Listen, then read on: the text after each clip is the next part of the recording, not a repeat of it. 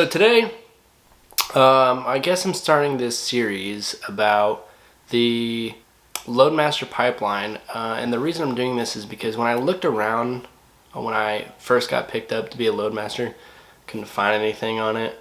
You can do a little bit of research on Google, but I figured that having a video up might help some people and answer some questions about how the Loadmaster pipeline works. So, Loadmaster pipeline can be about a year long, and a little bit of that is depending on if you're waiting in between schools. But the first school you're going to go to is a school called Aircrew Fundamentals, which is a 2-week school down at Lackland, where you are thrown into a class with a bunch of other career enlisted aviators, soon to be. And this can be anything from Loadmasters to special missions aviators, to airborne linguists and stuff like that. So you're going to be in a class full of a bunch of enlisted people who are going to be flying on different types of airframes, aircraft, and whatnot. So, like I said before, that class is 2 weeks long.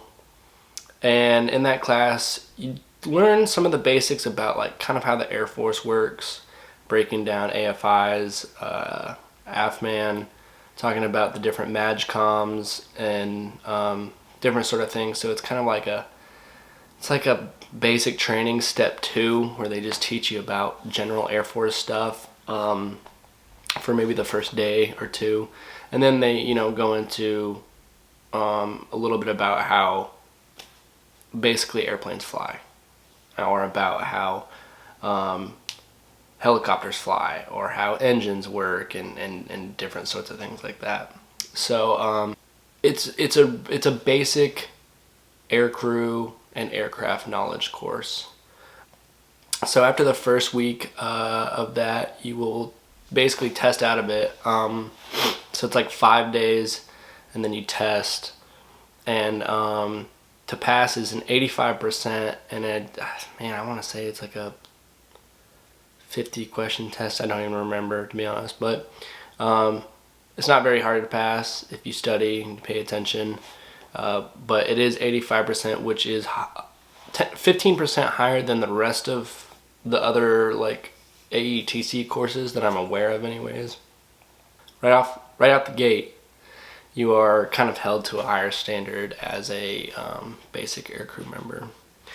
In the second week, you will go to a course where they talk about just like, I want to say, physiology and how your body can react to being in the aircraft. You'll go to the altitude chamber, which takes up a whole day, and just learn how to react when loss of pressurization, sudden loss of pressurization, going into hypoxia, and learning how your body reacts to that. And it's pretty interesting to see how like you actually react to those sorts of situations. You get like this little like kindergarten grade like puzzle, and you try and do math on it, and like the little mazes and stuff like that, and you'll be surprised that like only maybe 30 seconds after lack of oxygen, you'll realize, oh wow, I have no idea what I'm doing. So you go to that, and then there's a couple other things they do there. They teach you about how your eyes react to like NVGs, and how to like get your eyes set for looking at stuff in the nighttime. And then there's this other like little machine where they like spin you around and get you dizzy, and trying to show you like how to like kind of fight that, combat it, or realize like, hey, this is something else you might deal with flying around in a big ass aircraft or a little helicopter or whatever. So yeah, that's Aircrew Fundamentals. So the second part of the pipeline would have to be basic Loadmaster school, and that is about, I want to say, like 2 months long, and that is where you're going to learn the basics of being a Loadmaster. You're going to learn about how engines work, how hydraulics works, how different propeller or jet engines work. You're going to learn how to do like PSI calculations and learn how to calculate restraint and learn how much restraint you need for forward, aft, lateral, and vertical, and all those sorts of things. And don't be overwhelmed.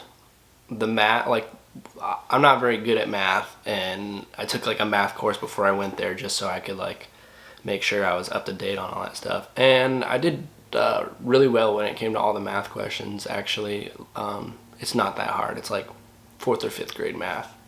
You're not gonna do any like crazy math calculations or anything like that. You're gonna be doing like, you know, division, subtraction, addition, multiplication, stuff like that. Super simple stuff.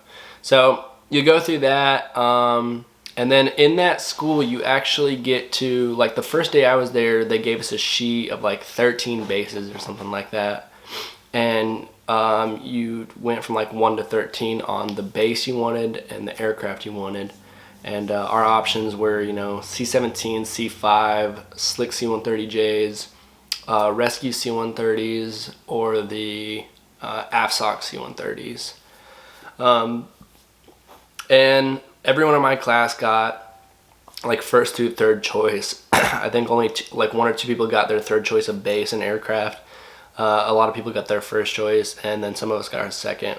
And you know, there's a lot of pretty sweet options. So considering like the rest of the Air Force, like you're at the will of the Air Force, you get this, I don't know, it was quick. I don't know how to talk about that, but yeah, got our bases the next day, so that was cool.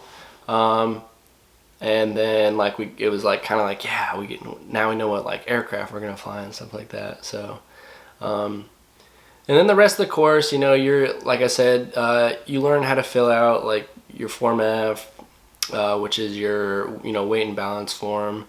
You learn about the different forms on the aircraft, and you learn about just like how, like marshalling, like how to like do ratchet straps, chains, how to inspect cargo and stuff like that. So it is a basic Loadmaster course. I might do another video on that one, but yeah, talk about that later.